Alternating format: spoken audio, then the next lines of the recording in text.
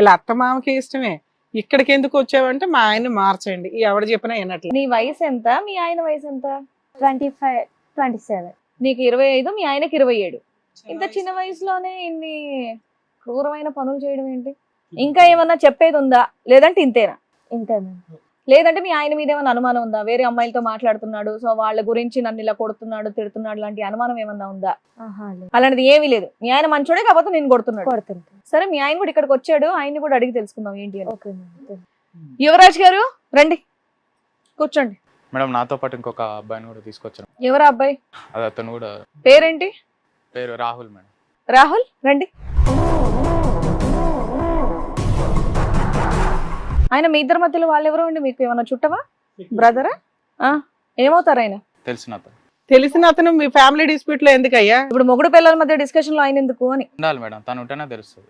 విషయం తెలుస్తుందా మాకు? ఓకే చెప్పమ్మా. అది ఇక్కడ ఏమైనా కొడతారని భయమా? సెక్యూరిటీయా? అదేం లేదు. మీ ఆవిడని కొడతావంట, సిగరెట్లతో కాలుస్తావంట, రోజు తాగి వస్తావంట. నీ వయసు ఎంత, నువ్వు చేసే ముదురు పనులేంటి? మేడం రోజు తాగొచ్చడం అనేది, అది నేను ప్రైవేట్ జాబ్ చేస్తా కాబట్టి ఇంకా ఫ్రెండ్స్ తోటి నలుగురితోటి బయటికి వెళ్ళిన రోజు ఎందుకు తాగుతావా? పార్టీ వేర్ లో తాగారంటే ఓ పద్ధతి గానీ. బయటికి వెళ్ళినప్పుడు తాగడం అలాంటివి చేస్తూ ఉంటాం మేడం. కాకపోతే ఫ్యామిలీ సిచ్యువేషన్స్ పరంగా కానీ, ఇంట్లో మదర్స్ ఫాదర్స్ వాళ్ళు కొంచెం సీనియర్స్ కాబట్టి వాళ్ళ పడాలి, వాళ్ళతోటి ఉండలేక కొంచెం. సరే, రోజు తాగి కొట్టడం ఎందుకు? నేను ఏదో డిప్రెషన్ లో కొంచెం అప్పుడప్పుడు నాకు కొంచెం అతిస్థిమితం లేకుండా నేను ఏదో ప్రవర్తిస్తుంటాను సో మేడం. నీకు డిప్రెషన్ అనే జబ్బు ఉందా? కొంచెం డిప్రెషన్ లో ఉంటాను సార్ నేను ఎప్పుడు. ఎందుకు, దేనివల్ల? ఇంకా లైఫ్ లో సెటిల్ కాలేదు, మ్యారేజ్ అయింది, అప్పుడే నేను ఎంత చెప్పిన ఆయన కూడా ఉంటాం. మా ఎందుకు? ఒక్కడే కొడుకు కదా, అంత చిన్న వయసులో నీకెందుకు పెళ్లి చేశారు? అది ఇక సెటిల్ అవ్వకుండా సంబంధం తీసి పెళ్లి ఎందుకు చేశారు? జాబ్ ఉంది, కొత్తగా ప్రైవేట్ జాబ్ వచ్చింది కదా అని ఇంకా నేను ఇక జాబ్ చేసుకుంటాను కదా అని సరే చేసుకుందాం అన్నట్టు నేను చేసుకున్నాను మేడం. కానీ చేసుకున్న కాంచి నాకు మనశ్శాంతి లేక, ఆఫీస్లో పడలేక, ఇటు ఇంట్లో పడలేక. సిగరెట్లు కాలుస్తావా? సిగరెట్లు అంటే ఎప్పుడో ఒకసారి మేడం. నువ్వు కాలుస్తావా, ఆవిడ కాలుస్తావా? నేను కాలుస్తాను మేడం. ఎప్పుడో ఒకసారి కోపంలో, నేను ఏదో ఫ్రస్ట్రేషన్ లో. ఏం ఫ్రస్ట్రేషన్? ఏం అడుగుతున్నా ఫ్రస్ట్రేషన్ అంటే ఆ పిల్లని హింసించుతున్నా? కొడతావా అంటే కొడతానంటున్నావు, తాగుతావా అంటే తాగుతానంటున్నావు, కాలుస్తావా అంటే కాలుస్తానంటున్నావు. యువరాజ్, ఒక్క కారణం చెప్పు. ఆ అమ్మాయిని బాధ పెట్టడానికి ఒక్క కారణం చెప్పు. నీ డిప్రెషన్, నీ టెన్షన్, నీ ఆఫీసులు, నీ తాగుళ్ళు, నీ సిగరెట్లు ఓకే. ఆ అమ్మాయిని 4 సంవత్సరాలు బట్టి ఎందుకు హింస పెడుతున్నావు సాడిస్ట్ లాగా? ఆఫీస్ నుంచి ఇంటికి వస్తా సార్, ఆఫీస్ నుంచి ఏదో టెన్షన్లో వస్తాను, నేను ఏదో పనిలో ఆలోచించుకుంటూ వస్తాను. వచ్చేసరికి తను ఏదో పని చేసుకుంటూ ఉంటుంది.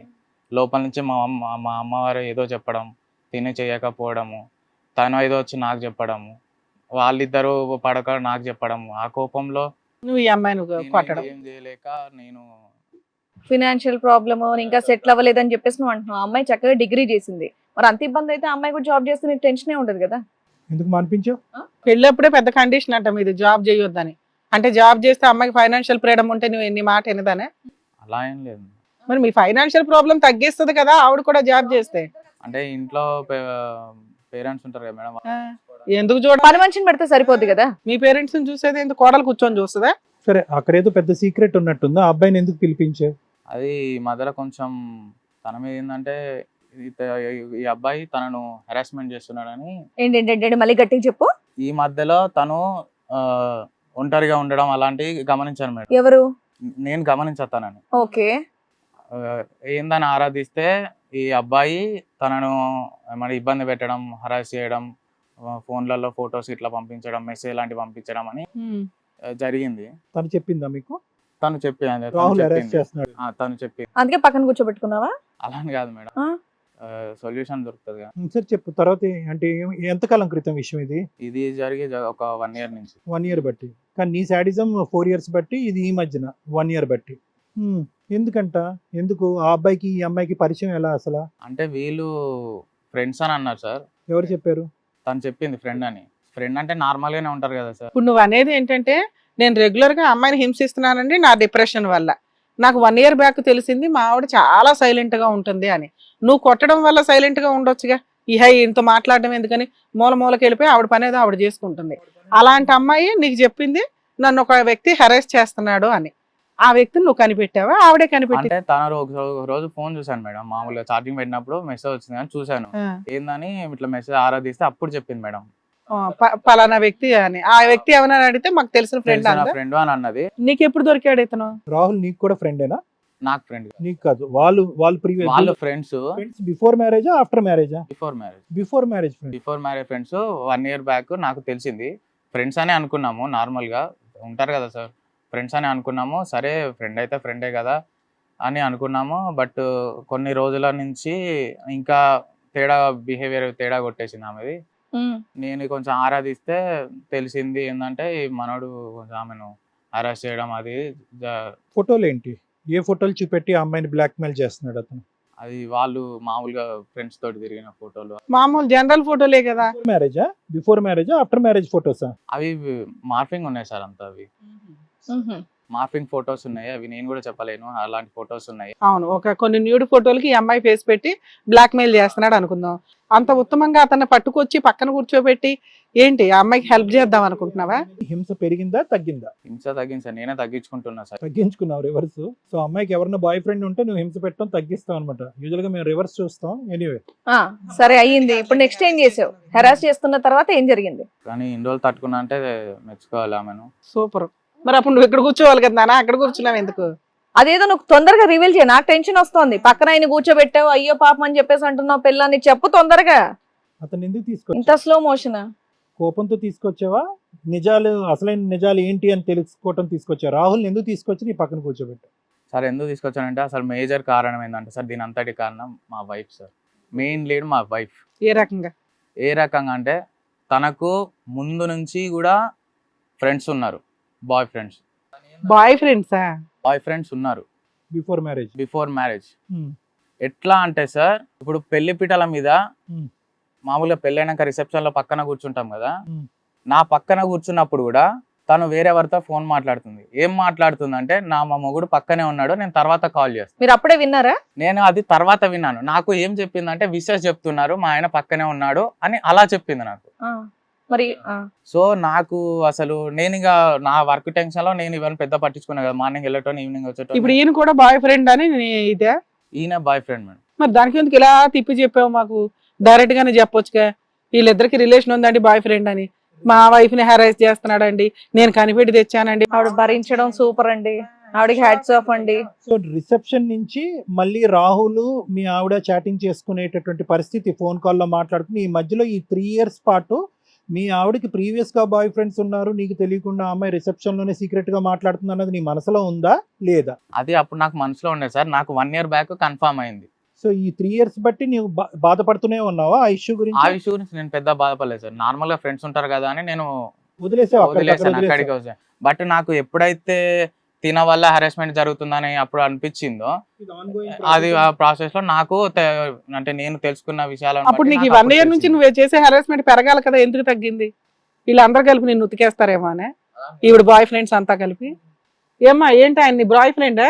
లేదా మ్యామ్, తను అబద్ధం చెప్తున్నాడు. అదే ఏదో ఫోటోలు ఉన్నాయంట, నువ్వు ఆల్రెడీ చెప్పావంట అతను నన్ను హెరాస్ చేస్తున్నాడని.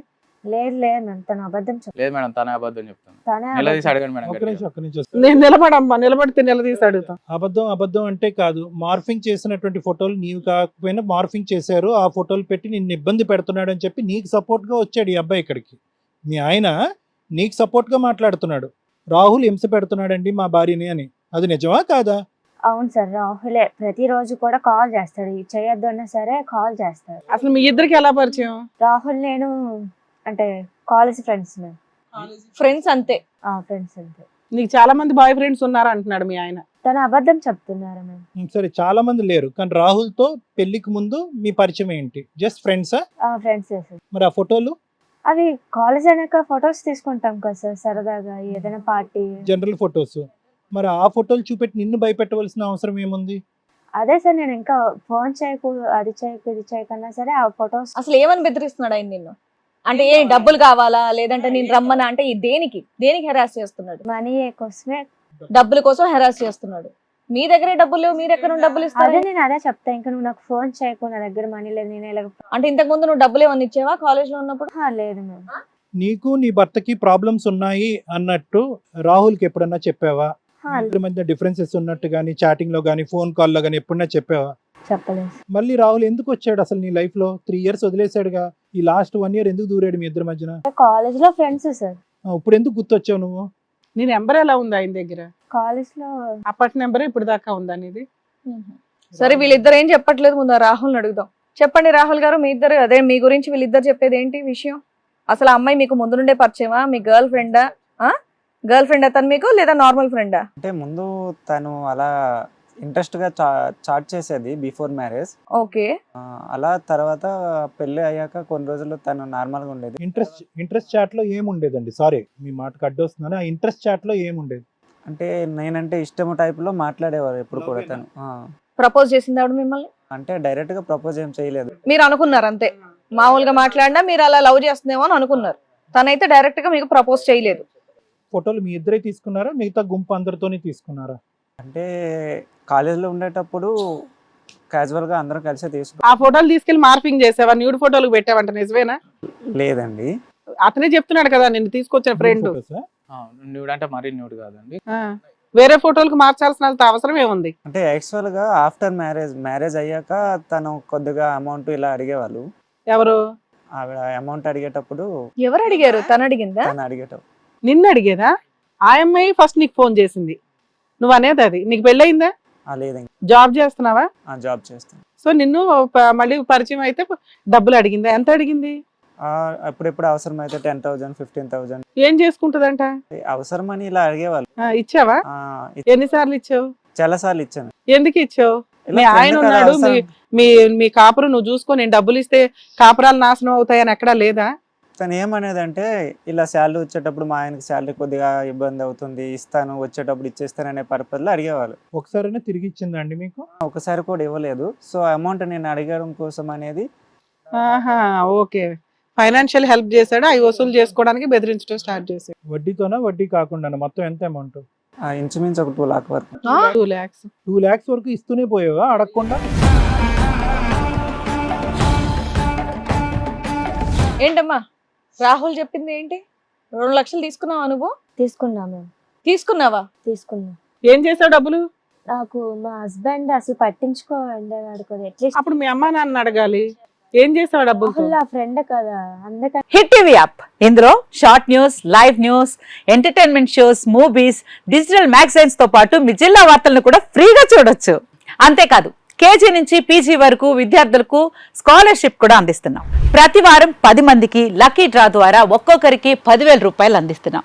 ఇంకెందుకు ఆలస్యం, వెంటనే హిట్ టీవీ యాప్ ని డౌన్లోడ్ చేసుకుని ఫ్రీగా ఎంటర్టైన్మెంట్ పొందండి. Hit TV app. Hit TV app. Please download hit TV app. Hit TV యాప్ని ఫ్రీగా డౌన్లోడ్ చేసుకొని ఎంజాయ్ చేయండి. మీకు నచ్చిన ఎంటర్టైన్మెంట్ కోసం హిట్ టీవీ యాప్ ని ఫ్రీగా డౌన్లోడ్ చేసుకొని ఎంజాయ్ చేయండి. హిట్ టీవీ యాప్ని డౌన్లోడ్ చేసుకుని ఆస్వాదించండి, ఆశీర్వదించండి. ఇంతమంది సెలబ్రిటీలు హిట్ టీవీ యాప్ ని డౌన్లోడ్ చేసుకోండి అని చెప్తున్నారంటే ఎంత మంచి యాప్ ఆలోచించండి.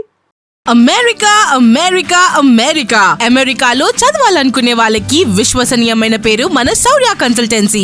UK లో 1 year masters. UK లో 1 year masters. 2 years work permit up to 5 years visa. Contact Saurya Consultancy. Contact 89851 89851.